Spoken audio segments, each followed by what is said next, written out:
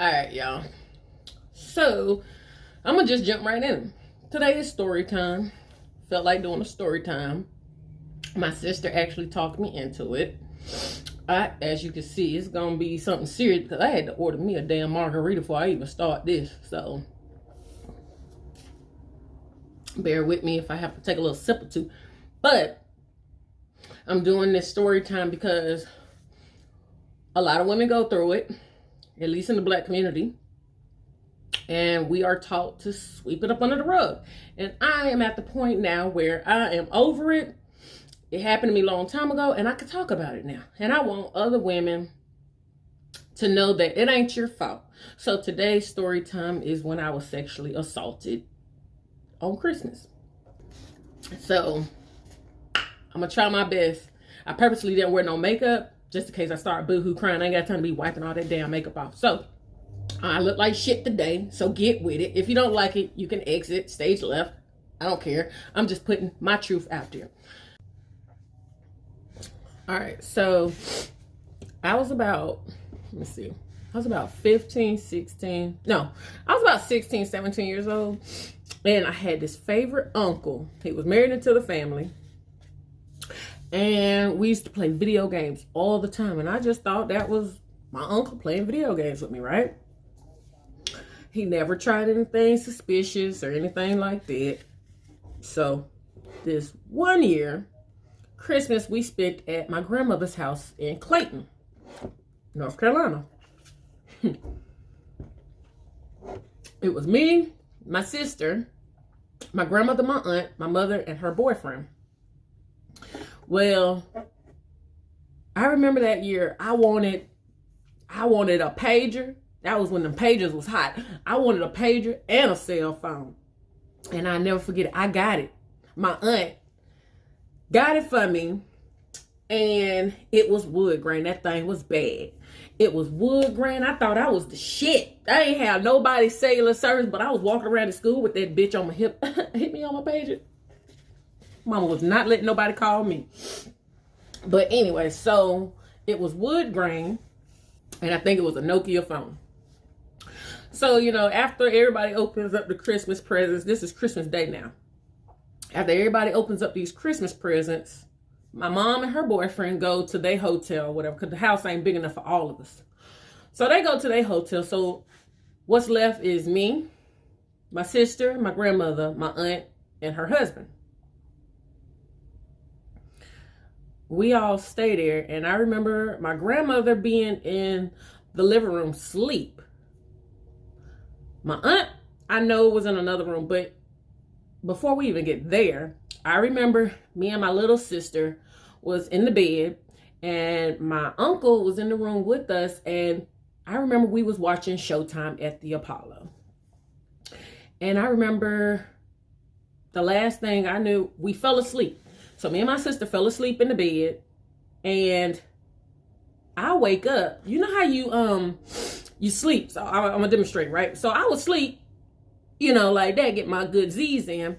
But you ever woke up in the middle of the night, but you don't quite open your eyes? So I was in REM. I'm getting it, right? So then in the middle of the night, I wake up like this, but I don't open my eyes because something's going on, and I don't know what's going on. Something in my hand feels like putty. Now, I didn't know what the fuck was going on.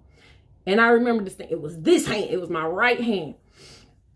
Something was on top of my hand like this, and it felt like putty in my hand.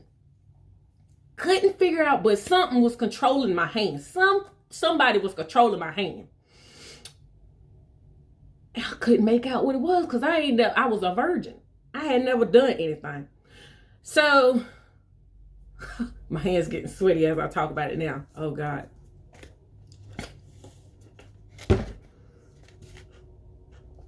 So I kind of do one of these numbers, to see what the hell is going on. My uncle, come to find out, he down there while I'm on the bed with my sister, and she's knocked out beside me sleeping. She probably was Let me see. She might have been 10. I think she was about 10, 9 or 10. She knocked out beside me. He on the floor. Come to find out, this man is jacking his dick with my hand. I had never felt a penis in my life. At that age, I had never felt a penis. It was all silly putty like, and he was going to town too. So he was holding it. He's going like this. And I remember my aunt, she in another room. And I heard her say, like that. He stopped. And went like this. He got up, went in the hallway, went to go check on my aunt, came back, and started doing it again.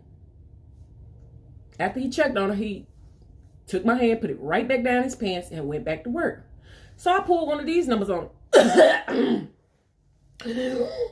You know how you turn over like, He reached, he looked over, like make sure I was asleep. And he took my hand and he went back to work. I was scared. I was nervous. I didn't know what to do. I'm shaking. It's the first time I ever, like, a few people know, but I'm getting this out there. So once he finished, I don't think he like finished, but once he finished playing with himself with my hands, I got up. He saw me get up. He looked at me, I looked at him, but I walked right past him and I went to my grandma. Now my grandma is one of them ones that will act stupid, play stupid, don't know what you're talking about. So I remember going to the living room and I was like, Grandma, he's in there touching himself with my hand. She like, child, what is you talking about? I'm trying to whisper this shit so I ain't got to be loud about it. But she want to act silly and act like she don't know what the hell I'm talking about. So I'm like, he in there jerking himself off with my hands. I don't recall who called what or who called who. But I know my mama was there like that, right? She got there. I don't remember going to therapy and all this stuff, but, you know, for the longest, I thought it was my fault. I thought, damn, do they want this nice phone and pager back? Because I'll gladly give it back. Like, I thought it was my fault. My aunt, she did not believe it for the longest. My mom came and got me. We ended up going back to her hotel. And when we got there, all I could remember is I kept washing my hands. Just kept washing my hands, like repeatedly. Just washing my hands. And the only thing else I remember is I fell asleep and I woke up and I said, don't touch me. That's the last that I remember. I don't recall going to therapy about it. My mom says I did. She's dead now. But my mom says I did. But I think it's so suppressed that I just don't remember. Because the only one thing I do remember, and I don't even know what that was for. I remember I had a doll. And the doll had a penis and it had like hair.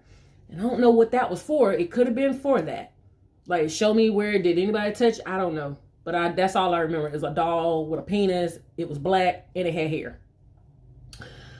And so later on, he denied it. We ends up going to court.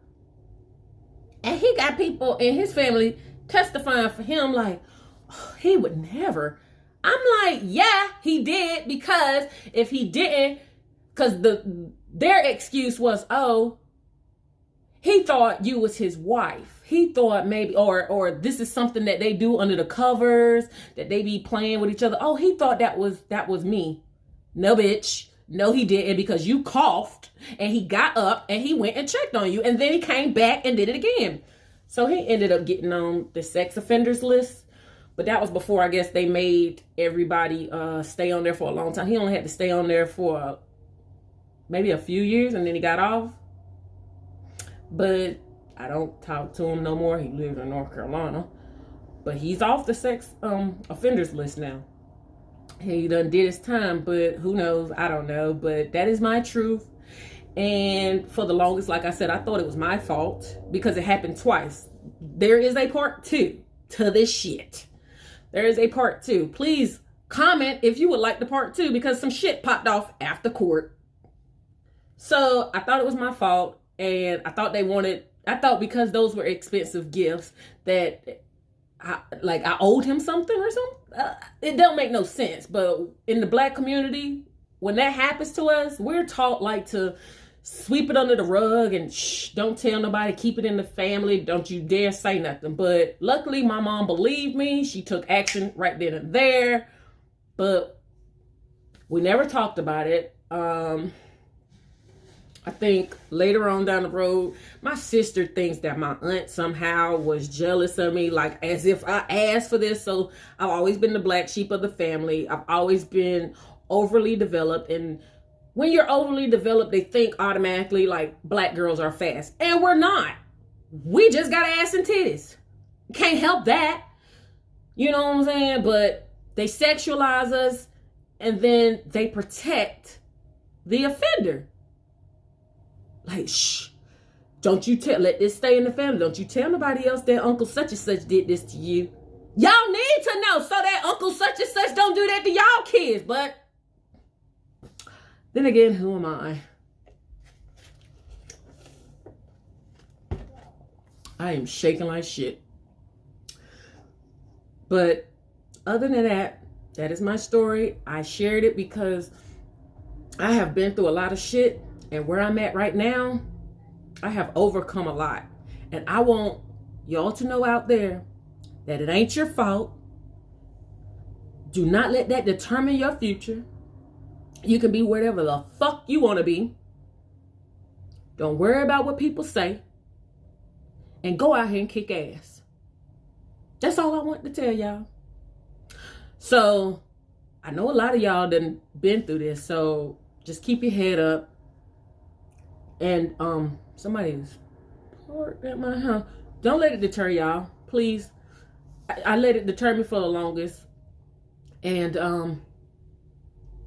I started sheltering my kids, like really bad. I don't trust anybody. I didn't trust men for the longest, and I'm just sharing my story out there because I don't want y'all to have to do that. That's a scary ass feeling to have to live through and not let your kids be kids because of something that happened to you. And usually when you see somebody funny like Tiffany Haddish, Tamar, all of them, usually something like that doesn't happen. So I wasn't surprised when Tamar said it had happened to her. You know what I'm saying? But that is my story. That is my truth. Please comment below if you would like to see a part 2. I'm going to try to start doing these story times because I've been through a lot of shit. And eventually I would like to be a motivational speaker because we got this. We got this. But thank y'all for listening. This was my vent. And peace out.